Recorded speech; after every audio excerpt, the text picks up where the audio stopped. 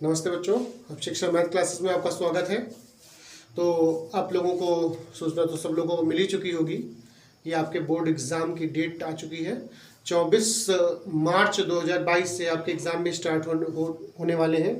पहला पेपर हिंदी का है और सबसे बड़ी बात यह है कि लास्ट पेपर जो 11 अप्रैल को पेपर आपका लगा हुआ है वो है मैथ का। सबसे लास्ट पेपर है मैथ का और वो भी 11 अप्रैल को है। तो इस हिसाब से अगर देखा जाए तो आपके पास एक महीने से ज़्यादा ही समय है, 1 महीने 2 दिन करीब समय है आपके पास। और बीच में आपके जो एग्ज़ाम होंगे तो उस समय में भी आप मैथ के लिए बस केवल आधा घंटा देते रहिए।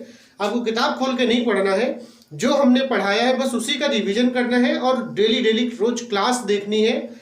बस इसके अलावा आप कुछ ना करें, केवल डेली क्लास देखते रहेंगे तो भी आप ये मानिए 75 से 80% आप नंबर ले आएंगे। अगर थोड़ा सा और मेहनत करेंगे तो और भी अच्छे नंबर आएंगे। घबराने की बिल्कुल भी जरूरत नहीं है। आज हमने कुछ बच्चों से क्लास में पूछा कि बोर्ड एग्जाम की डेट आ चुकी है तो कैसा लग रहा है, तो बोले सर बड़ा प्रेशर लग रहा है, बड़ा प्रेशर है। अरे प्रेशर काहे का है? ये तो बड़ी अच्छी बात है कि आपके एग्जाम हो रहे हैं। और मेरा मानना है एग्जाम जितना तैयारी जब पूरी हो जाए, रिवीजन हो रहा हो, उसी टाइम पे एग्जाम हो जाना चाहिए। जितना फायदेमंद होता है एग्जाम हो जाना उस समय पर, उतना फिर बाद में नहीं हो पाता। अभी मान लीजिए 1 महीने की छुट्टी कर दी जाए स्कूल में कोरोना वायरस की वजह से, उसके बाद फिर से एग्जाम हो तो बहुत प्रेशर होता है, क्योंकि आपकी उस समय में जो टाइमिंग है वो आपकी सब गड़बड़ हो जाती है। तो इस वजह से आपका लगभग कोर्स भी पूरा हो चुका हुआ है और उसके अलावा आप रिवीजन कर रहे हैं। और जैसे मैं ऑफलाइन जो क्लास जो पढ़ा रहा हूँ उसमें अनसॉल्व्ड चल रहा हुआ है।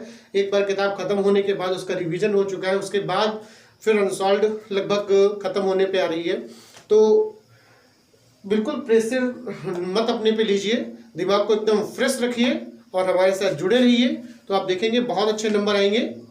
बस केवल आपको करना क्या है, केवल क्लास हमारी देखनी है और खाली टाइम पे जो पिछले वीडियो पढ़े हुए हैं उनको रिवीजन करते रहना है। तो जैसा कि हम लोग पढ़ रहे थे 2 चरों वाले रैखिक समीकरण, तो उसी में जैसे आपने कल पढ़ा कि संगत और असंगत क्या होते हैं, फिर उसके बाद अद्वितीय हल कब होता है या अपरिमित रूप से अनेक हल कब होते हैं या कोई हल नहीं होता है, आप इसके बारे में जान चुके हैं।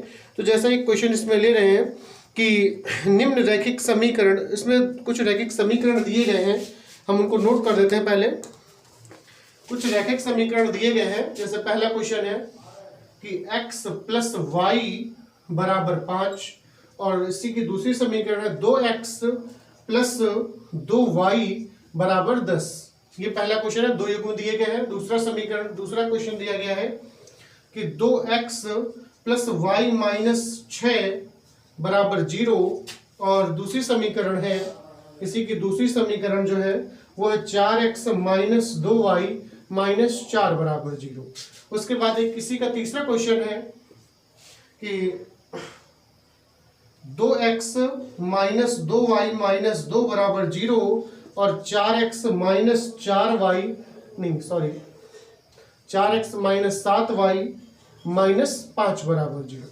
और इसमें बस केवल इतना पूछा गया है कि क्या ये समीकरण युग्म संगत है या असंगत, केवल इतना पूछा गया। और ऐसे क्वेश्चन जब भी आएंगे तो ये मान लीजिए बहुविकल्पी या फिर एक नंबर के ही क्वेश्चन होंगे। तो बहुविकल्पी क्वेश्चन होगा तो फिर केवल चेक करना होगा। अब जैसे मान लेते हैं पहले क्वेश्चन की बात करें तो पहला क्वेश्चन क्या है, x + y = 5 है, जो कि जब मानक समीकरण लिखते हो वो होता है ax + by + c = 0। मतलब सारे जितने भी पद हैं वो सब LHS में लिखे हुए हैं। तो जितने भी पद हैं वो सब LHS में है, तो हम भी यहाँ पर x + y - 5 = 0 लिखे। और जो दूसरी समीकरण दी गई है, जो दूसरी है, और वो है 2x + 2y = 10, तो उसको भी पक्षांतर कर ले तो 2x + 2y - 10 = 0। अगर हम यहाँ पर तुलना करें, अगर जो मानक समीकरण है, मानक समीकरण मतलब ax + by + c = 0 से तुलना करें तो यहाँ से पहली समीकरण चूंकि है तो a1 b1 c1 लिखें और दूसरी समीकरण से a2 b2 और c2 लिख लें। तो यहाँ से अगर देखें तो a1 = 1 होगा, b1 = 1 होगा और c1 = -5 हो जाएगा। उसी प्रकार से जो कि संगत असंगत पूछेंगे तो c1 लिखें या फिर ना लिखें, कोई फर्क नहीं पड़ता है। क्योंकि संगत और संगत में हमने बताया था अगर A1/A2 बराबर है B1/B2 तो ये असंगत कहा जाएगा, और A1/A2 not equal to B1/B2 है तो फिर ये संगत कहा जाएगा। क्लियर हुआ? केवल इसमें C की कोई वैल्यू नहीं आती है। C का प्रयोग तभी करेंगे जब अपरिमित रूप से अनेक हल या समीकरण युग्मों का कोई हल ना हो, इनको निकालना हो तो C का प्रयोग करना पड़ता है। वैसे ही दूसरी अगर समीकरण से बात करें तो A2 बराबर 2 है और B2 बराबर वो भी 2 है। तो अगर हम बात करें A1/A2 की तो A1/A2 1/2, ऐसे B1/B2 की तो ये भी 1/2।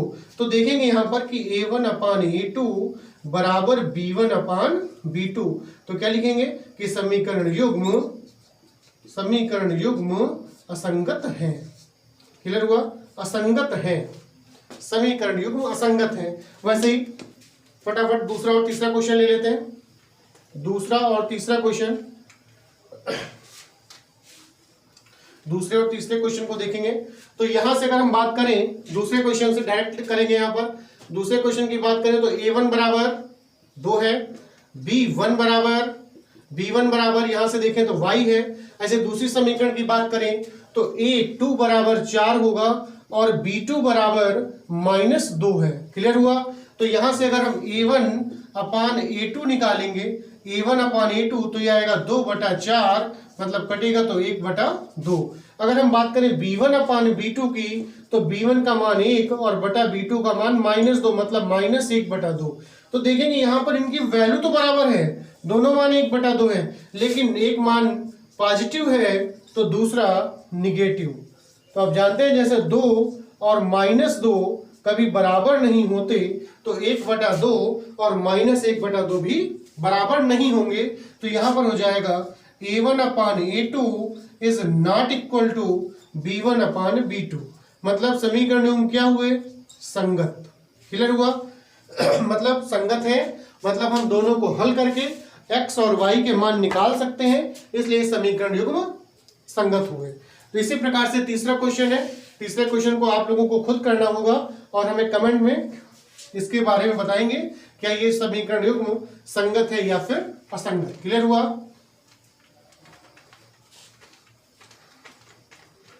उसके बाद फिर इसी प्रकार से एक और क्वेश्चन आता है। समीकरण युग्म दिए गए हैं और इसमें कहा गया है,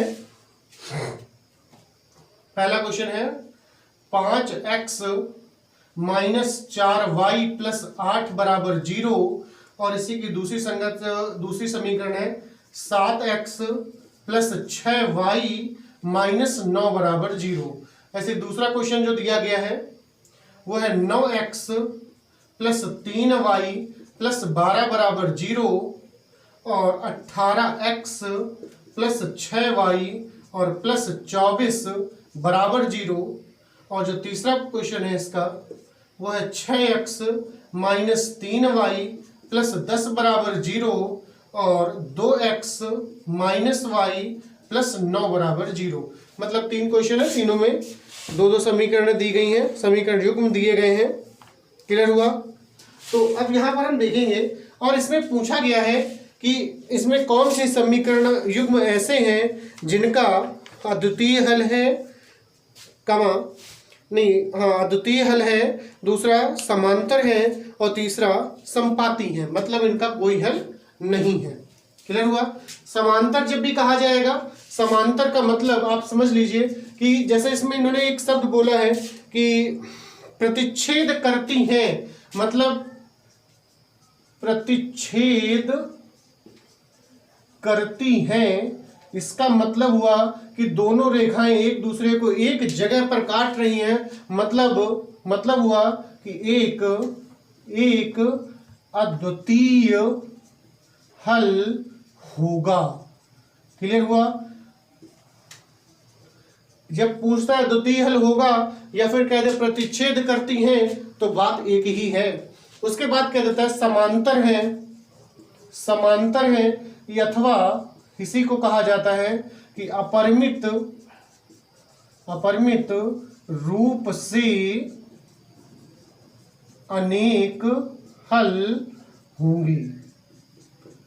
जब दोनों रेखाएं समांतर होंगी तो ही अपरिमित रूप से अनेक हल होते हैं। मतलब इनकी जो कंडीशन है वो A1/A2 not equal to B1/B2 बनती है। समांतर की जो कंडीशन है उसे लिखते हैं A1/A2 बराबर B1/B2 और बराबर C1/C2। इसी प्रकार से संपाती कहा जाता है। संपाती, तो संपाती का मतलब होता है, या अथवा करके लिखें कि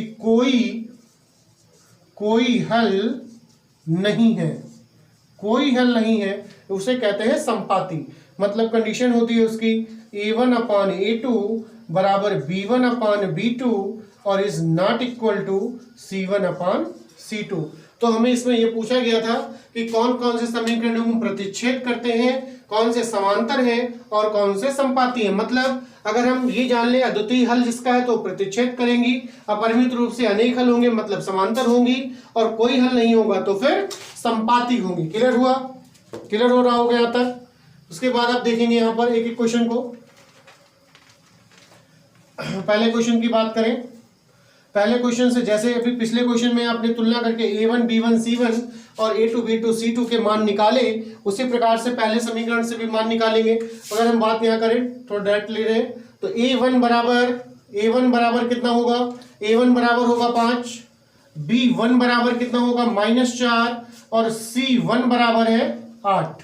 वैसे दूसरी अगर समीकरण से बात करें तो A2 बराबर 7 और B2 बराबर 6 और C2 बराबर -9। क्लियर हुआ? तो अगर यहां से बात करें A1/A2 की तो ये आएगा 5/7। वैसे B1/B2 की बात करें तो आएगा -4/6।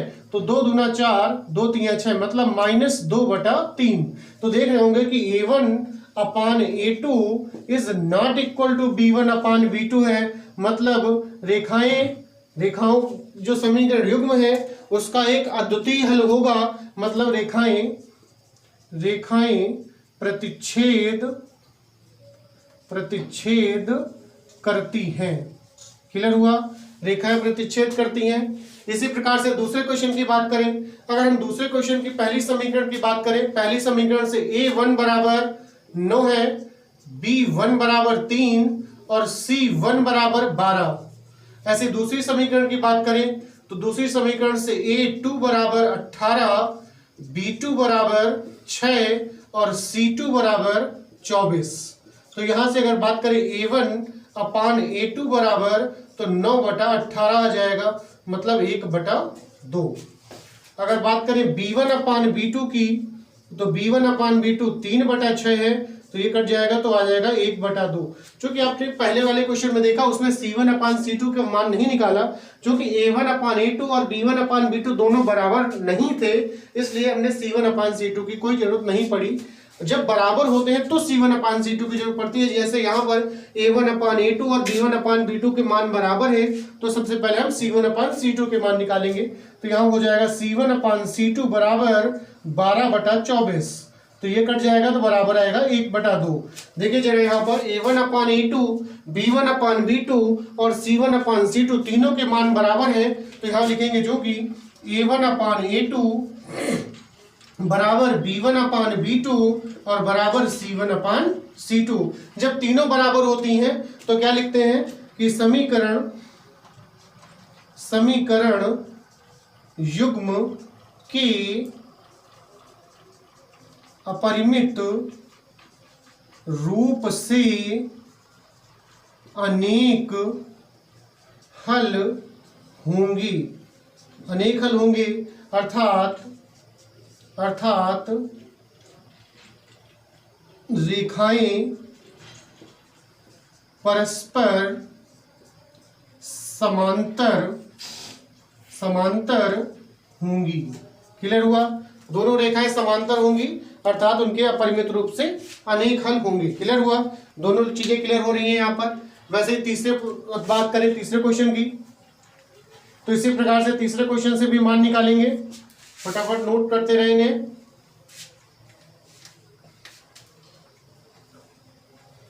अब इसी प्रकार तीसरे से क्वेश्चन में भी दो समीकरण दी गई हैं। दो समीकरण, तो यहां से मान निकालेंगे तो A1 बराबर 6, B1 बराबर -3 और C1 बराबर है 10। उसी प्रकार से दूसरी समीकरण की बात करें तो यहां से मान आएगा A2 बराबर 2, B2 बराबर -1 और C2 बराबर 9। तो फिर यहाँ पर A1 अपान A2 का मान निकालेंगे तो A1 अपान A2 होगा 6/2, कट जाएगा, बराबर आएगा 3। वैसे B1 अपान B2 का मान निकालें तो आएगा -3/-1, माइनस माइनस कट जाएगा, 1 से भाग करेंगे 3 ही आएगा। क्योंकि दोनों के मान बराबर हो रहे हैं तो C1 अपान C2 भी निकालेंगे तो C1 अपान C2 का मान है 10/9। तो यहाँ पर आपने समझ में आ रहा होगा कि A1 अपान A2 बराबर B1 अपान B2 तो है, लेकिन C1 अपान C2 बराबर नहीं है। तो इस कंडीशन में लिखा जाता है कि समीकरण युग्म का कोई हल नहीं है, अर्थात समीकरण युग्म समपाती है। ये हुई समपाती की कंडीशन कि पहली वाली जो समीकरण युग्म थी ये प्रतिच्छेद कर रही है, दूसरी वाली जो है क्वेश्चन में ये समांतर है और तीसरे वाले में समपाती है। मतलब पहले का एक अद्वितीय हल होगा, दूसरे में अपरिमित रूप से अनेक हल होंगे और तीसरे में कोई हल नहीं होगा। क्लियर हुआ? तो समझ में आ रहा होगा। अगला क्वेश्चन ले लेते हैं फटाफट, क्योंकि समय थोड़ा सा कम बचा हुआ है, वीडियो लंबा हो जाएगा फिर। तो अगला क्वेश्चन एक बहुत इंपॉर्टेंट क्वेश्चन है। अब जैसा कि जानते हैं हम केवल इंपॉर्टेंट क्वेश्चन ही बताते हैं आप लोगों को। तो जैसे क्वेश्चन कहा गया है युगपत समीकरण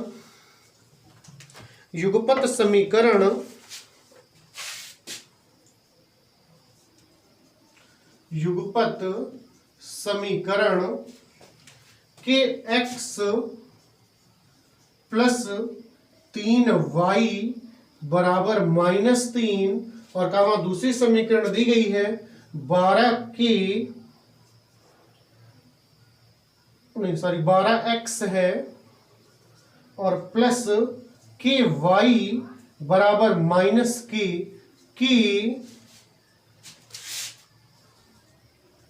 अनंततः अनेक हल हैं, तो k का मान ज्ञात कीजिए। ये क्वेश्चन कहा गया है समीकरण के अपरिमित रूप से अनेक हल हैं, अनंत अनेक हल हैं, तो k का मान ज्ञात कीजिए जिस पर समीकरण के अनंत अनेक हल हो जाए। तो पहली समीकरण है kx प्लस 3y बराबर -3। तो जो कि आप जानते हैं कि तीनों पद LHS में होने चाहिए, LHS पक्ष में होने चाहिए, तो इसको हम पक्षांतर कर ले तो ये हो जाएगा kx प्लस 3y प्लस 3 बराबर 0।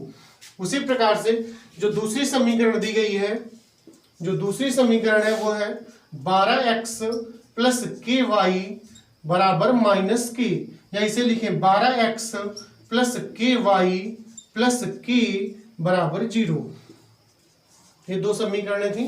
तो हम पहली समीकरण से मान निकालेंगे।